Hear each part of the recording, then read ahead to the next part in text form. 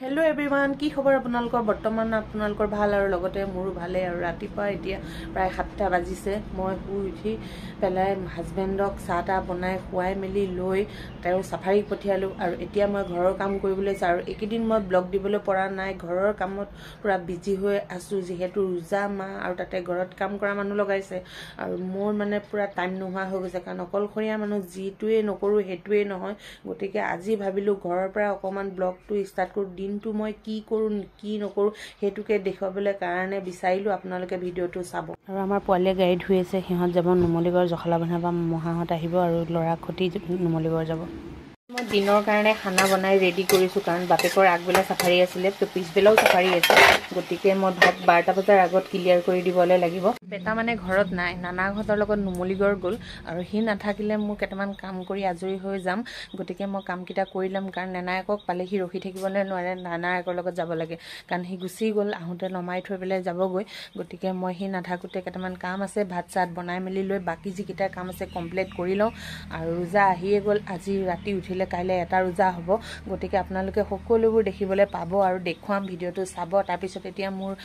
কিবা এটা বস্তু আনিবলৈ আছে তালে যাম আৰু লৰাৰো কিছুমান কাম আছে হেখিনিও কৰিম বজাৰো কৰিবলৈ আছে আজি হাজবেণ্ডে বজাৰ কৰিবলৈ সময় নাপাব কাৰণ আগবেলাও সাফাৰী আছিল পিছবেলাও সাফাৰী আছে তেওঁ বিজি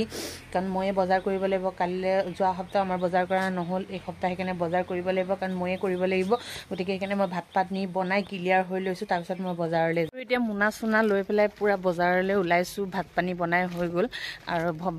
বজাৰ সজাৰ কৰি মেলি আহি লৈ পেলাই ভাত খাম বজাৰটো আগত কৰি আহো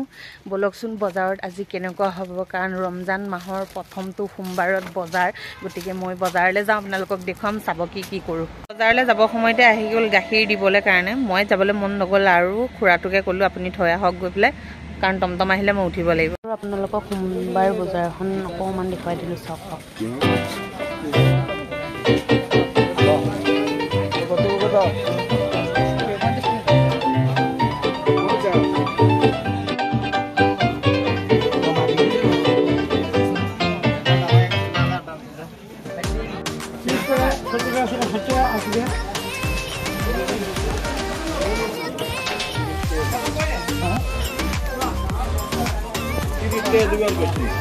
হাজবেণ্ডে এনেকৈ গা পা ধুই পেলাই মোৰ আচৰিত আৰু আমি দুটাই খাবলৈ লৈছোঁ ভাত খোৱাৰ পিছত হাজবেণ্ড যাব সাফাৰী আৰু মই